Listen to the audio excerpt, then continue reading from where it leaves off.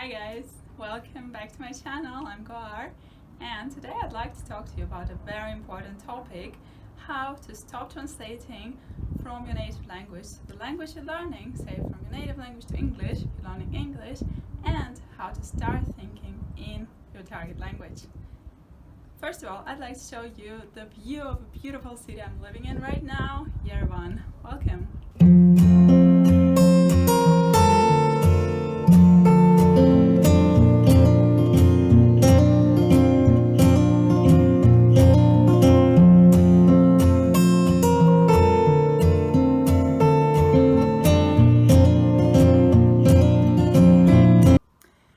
Let's get started. So, as I mentioned, being able to think in the language you are learning is a very important skill.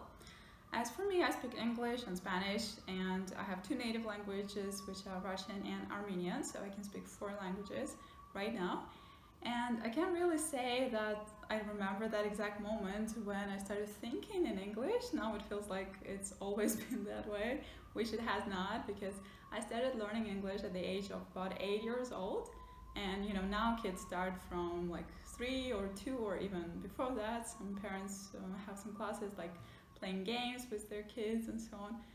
And as for English, I was doing a lot of essays, like preparing for examinations. We had a lot of spoken English exams, so I did have that skill of always being surrounded by English language, like reading and listening.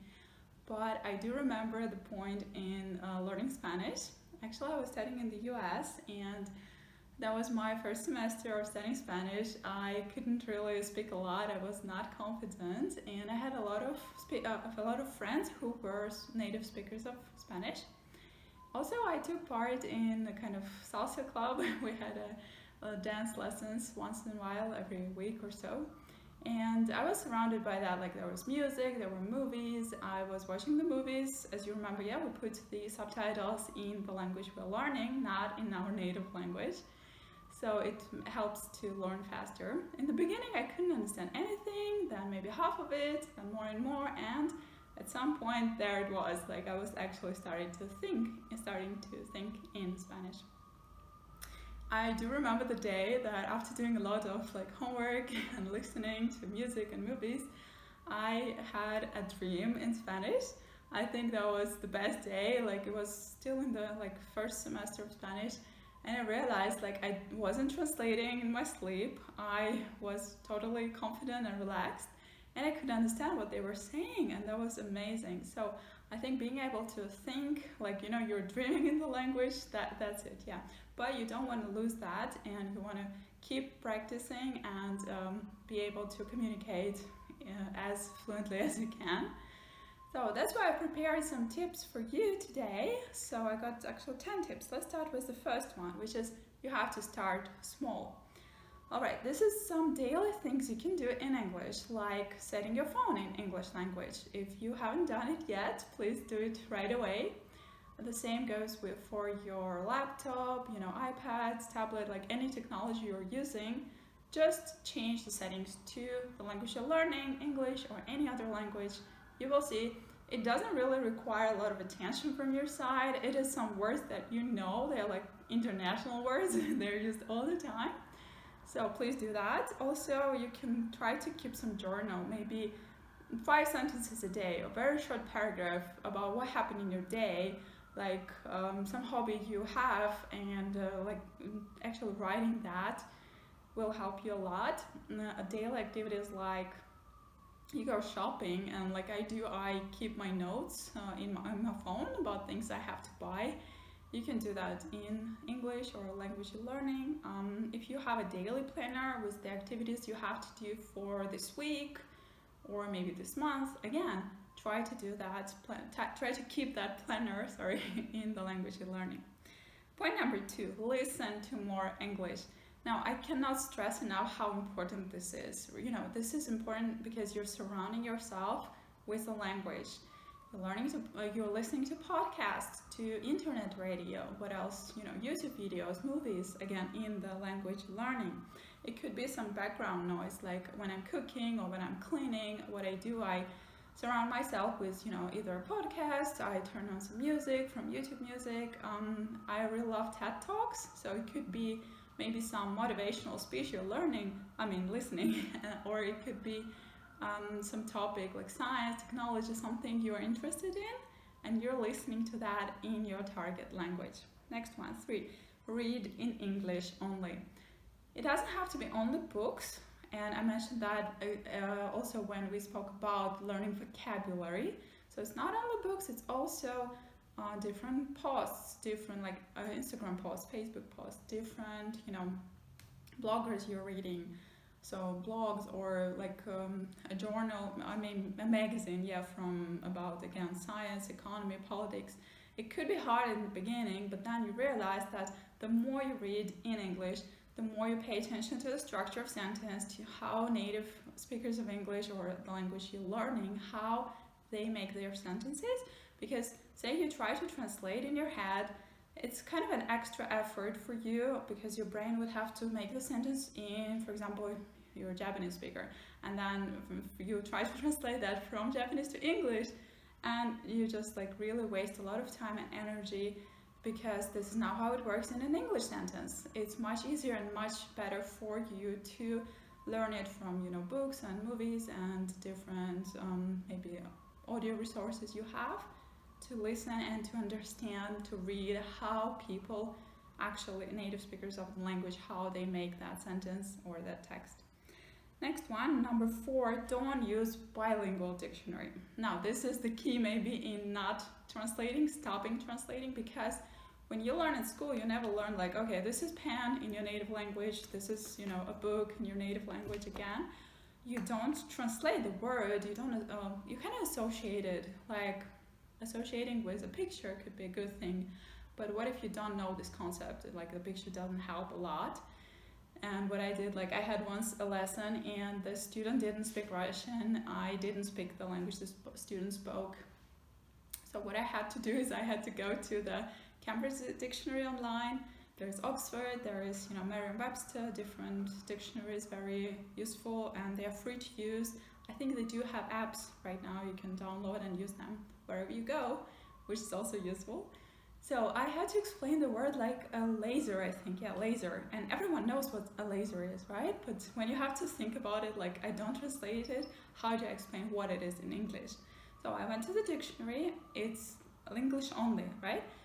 So what you check is you check actually the explanation, and you see the examples, and you also see the pronunciation in British and in American English, which is great, I think.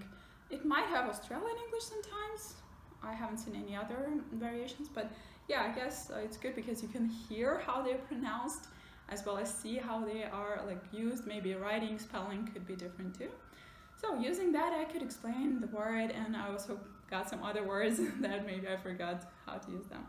So bilingual dictionaries, no. Monolingual, which is only in the language you're learning, yes, totally yes. Next one, do fun stuff in English. Now, who doesn't love doing fun stuff? And especially when it's learning.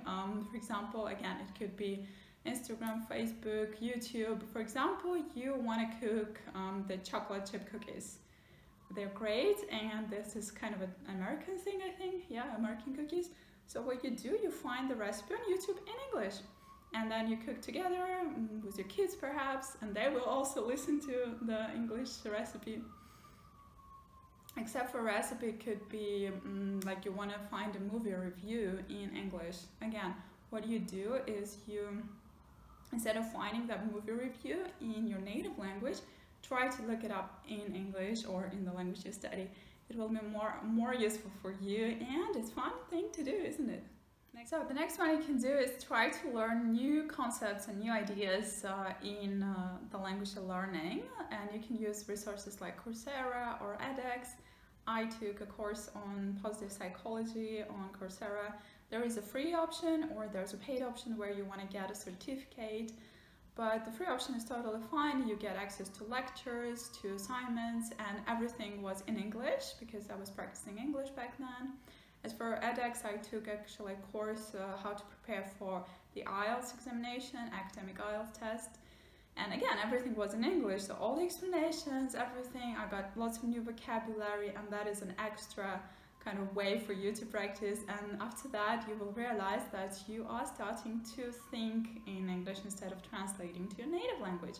It might even be a bit hard for you to explain these new concepts that you learn, because you can learn anything from, web design, programming, digital marketing, like a lot of things, like jobs you can do online right now. You can find access to such courses on many platforms online. You give it a try and do that in the language that you are learning, in your target language. Okay, next one. So label things. This, like I mentioned in the video when we spoke about enriching your vocabulary and getting better at speaking the language you're learning. Of course, we can go around and label things in our house or in the office. Maybe sometimes it's not so convenient to do, or you don't want to attract extra attention. So try to do that in your head. You're walking around in a grocery store or in a store like shopping for clothes, and you try to say all the things you see around yourself in the language you're learning. So label things in your head, and maybe try making some sentences with those words so you make sure that you know how to use them in context. Next one, talk to yourself in English. Please don't be so hard on yourself. This is the point of not trying to be perfect, not to have clear grammar and make the best sentence there. It could be such a short sentence, just a couple of things you want to highlight in your head, like about your new hobby, like how it went and how you're doing with it, or a sport you watched, and maybe something about an actor or a movie you have seen. So a couple of sentences just to get yourself into the habit of thinking in the language. Trust me, it works wonders. Yeah. And the last but not least, do it regularly. Now promise me that after watching this video, you will kind of calendar block your time, and then you will put maybe an alarm. Perhaps it can help you. I don't know how your schedule is, but an alarm is a great thing. For example, every Tuesday at 10 a.m. I'm gonna think in English or in the language I'm learning. And then it's Tuesday, 10 a.m., your alarm rings. What you do is you set your timer, 5 minutes perhaps, 10 minutes, you choose. Yes, start small, remember tip number 1. So 5 minutes and you start thinking. It could be really simple sentences, just make them in your head. Perhaps you want to write them down if you're just like me, if you're like taking notes and writing things down.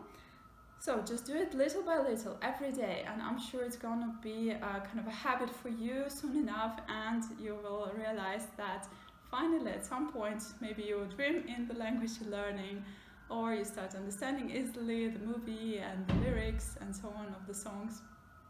So please give it a try. Tell me in the comments down below which of these tips was useful. Maybe what is your experience, when did you start thinking in the language you're learning? And have a wonderful day. See you. Take care.